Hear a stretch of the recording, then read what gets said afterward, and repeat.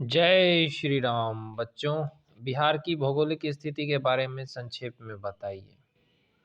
तो बिहार की भौगोलिक स्थिति के बारे में बताना है। तो जो बिहार राज्य है, सबसे पहले ये समझो कि बिहार है कहाँ पे। बिहार राज्य जो है, लिखते जाओ मेरे साथ। बिहार राज्य कहाँ पे है? मध्य गंगा, मध्य गंगा के मैदान में स्थित। मध्य गंगा के मैदान में बिहार राज्य स्थित है। जो गंगा नदी मध्य गंगा है उसके मैदान में स्थित है। इसके उत्तर में क्या है? बिहार के उत्तर में क्या है? उत्तर में क्या है? नेपाल है। नेपाल यानी हिमालय पहाड़, ये सब क्या है? उत्तर में है। अगर दक्षिण की बात करूं तो बिहार के दक्षिण में क्या है? प्राद्वीपीय पठार है, थोड़ा द्वीपीय पठार है। दक्षिण भाग में क्या है? पठार है।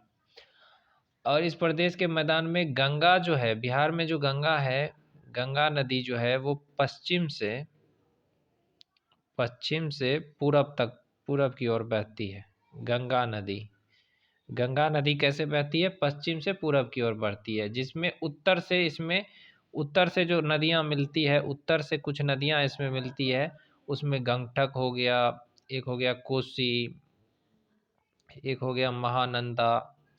ये सारी नदियां जा करके उत्तर से मिलती है। लेकिन दक्षिण से गंगा नदी में कौन कौन सी नदियां मिलती है? दक्षिण से मिलती है पुनपुन, सोन नदी, नाम सुना ही होगा, फल्गु, और भी बहुत सारी नदियां हैं दक्षिण की, वो जा करके मिलती है। तो उत्तर से गंगटक, कोसी आदि नदियां मिलती है। ये समझ में आया। अब मैं बात कर रहा हूँ कि बिहार जो है वो समुद्र तल से कितना ऊंचा है। समुद्र तल से जो औसत ऊंचाई है, समुद्र तल से जो औसत ऊंचाई है वो कितनी है बिहार की? समुद्र तल से जो औसत ऊंचाई है वो है आपका 1000 मीटर से भी कम है, से कम है थोड़ा। 1000 मीटर से भी कम है समुद्र तल से औसत ऊंचाई। देखो बिहार राज्य में क्या है कि जाड़े के दिनों में क्या है, कितना अधिकतम तापमान होता है? अधिकतम तापमान चला जाता है कितना? जाड़े के दिनों में अधिकतम तापमान 29 डिग्री सेल्सियस तक चला जाता है। और न्यूनतम ताप कहाँ तक जाता है? न्यूनतम तापमान कहाँ तक जाता है? न्यूनतम तापमान चला जाता है आपका 8 डिग्री सेल्सियस तक। अधिकतम तापमान जाड़े के दिनों में 29 डिग्री सेल्सियस और न्यूनतम 8 डिग्री सेल्सियस। आया समझ में? और गर्मी में क्या होती है? बिहार राज्य में गर्मी में एक हवा चलती है जिसको लू कहते हैं, लू चलती है। तो जो तापमान है गर्मी के दिनों में, जो तापमान है, लू चलती है तो तापमान क्या है? 40 डिग्री सेल्सियस से भी ऊपर चला जाता है। समझ सकते हो कि शरीर जल जाता होगा। और यहाँ पे जो बरसात होती है, वर्षा की बात करूँ तो वर्षा किस लिए होती है बिहार में? बंगाल की खाड़ी से जो मानसून आती है, बंगाल की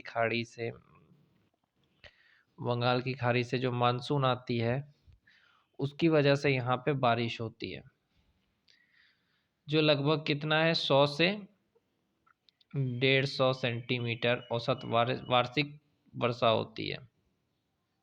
आया समझ में इतना? यहाँ क्या होती है कि अप्रैल में और मई में भी हल्का फुल्का बारिश होती है, जैसे कि अभी हुआ है, अभी मई चल रहा है, अभी बारिश हुआ है। आज है 11 मई 2024। तो बारिश होता रहता है यहाँ पे, अप्रैल और मई में भी होता है। तो अप्रैल मई में जो बारिश होता है उससे आम का जो फल है वो तेजी से गिरता है। आम का फल गिरता है, आम का फल गिरता है। तो क्या होता है कि तेजी से जब आम का फल गिरता है तो उसको कहते हैं मैंगो शावर। ऐसे बरसात को अभी जो हो रहा है उसको मैंगो शावर कहते हैं। कभी कभी इतना आंधी चलता है कि देखोगे कि आम का टिकला मिलेगा, बच्चा सब बिछने जाता है। तो आम के फसल को थोड़ा बहुत प्रभावित करती है जो अभी मैंगो शावर बरसात होती है। उत्तर में जो हिमालय की तराई से वर्षा होती है उसका जल जिले में बाढ़ ला देता है और इससे बहुत ज़्यादा दिक्कत होता है। तो जलवायु के दृष्टि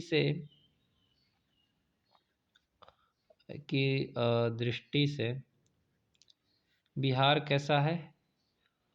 उपपोषण उपपोषण कटिबंधीय प्रदेश। उपपोषण कटिबंधीय प्रदेश मतलब इसमें जाड़ा गर्मी बरसात सब होता है, सघन है। अब ये समझ में आ गया तुमको। अब मैं पूछूं अगर तुमसे कि बिहार के निवासियों का मुख्य पेशा और उत्पादन बताओ। क्वेश्चन यहाँ पे पूछूं, बिहार का निवासी का मुख्य पेशा उत्पादन बताओ। ये भी एक क्वेश्चन बन सकता है कि नहीं बन सकता है? अवश्य बनेगा, पूछ भी सकता है।